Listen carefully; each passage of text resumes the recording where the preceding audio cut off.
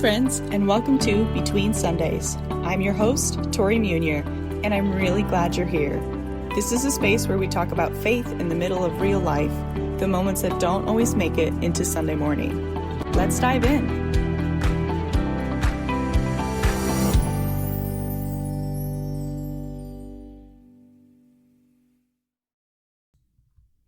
As a church, we're currently walking through our summer sermon series, More Than a Story.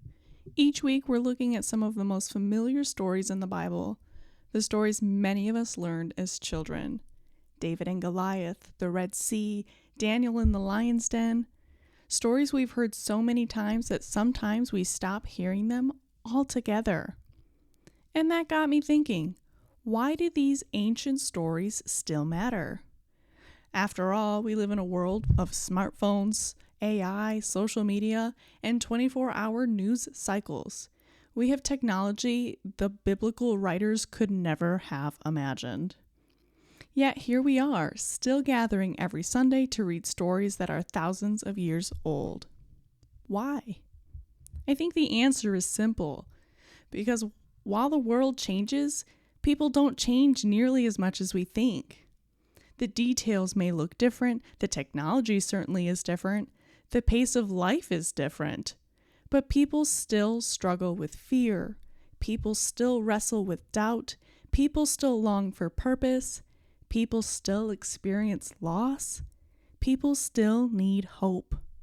And those ancient stories speak directly into those realities. Take David and Goliath.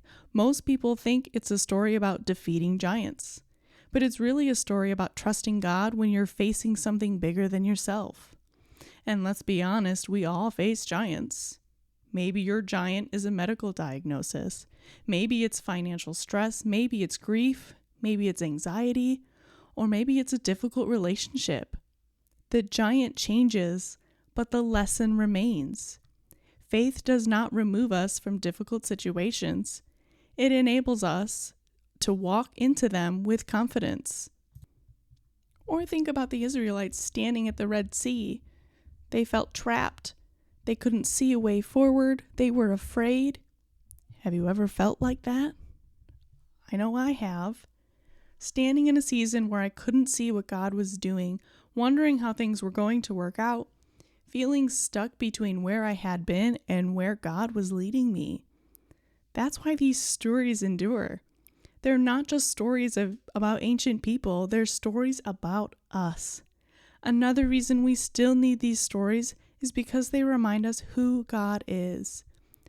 Every generation faces uncertainty, wonders whether God is present, and asks if God can be trusted. The stories of Scripture answer those questions over and over again. God was faithful then. God is faithful now. When we read about God's provision in the wilderness, we remember that God still provides. When we read about God's mercy toward people who failed, we remember that grace is still available today. When we read about God's promises, we remember that He has not abandoned His people. The stories anchor us. They remind us that we belong to something bigger than ourselves, something bigger than today's headlines and our worries and our circumstances. And maybe that's why I love what I love most about Scripture. The Bible never pretends that life is easy. The people in these stories, they make mistakes. They get scared, they doubt, they argue with God, they fail. Sometimes spectacularly. Yet God continues to work through them. I find that incredibly comforting. Because if God can use Moses, who doubted, if God can use David, who failed, if God can use Peter, who denied Jesus, then God can certainly use me, and God can use you. These stories aren't given to us because the people were perfect. They're given to us because God is faithful. That's the thread running through every page of Scripture. Not human perfection, divine faithfulness. As we continue through More Than a Story this summer, I want to encourage you to approach these familiar stories with fresh eyes. Simply ask yourself, what does this story reveal about God? What does it reveal about people? Where do I see myself in this story? And what might God be saying to me today through words written long ago? Because these aren't just ancient stories. They're living stories. They're stories of faith, hope, redemption, stories that continue to shape us and remind us who we are. And perhaps most importantly, they remind us whose we are. So thank you for joining me today. And until next time, keep looking for God's story in your own life. It may be more than a story, too. Thanks for spending some time with me today. If this episode encouraged you, share it with a friend or someone who might need it this week.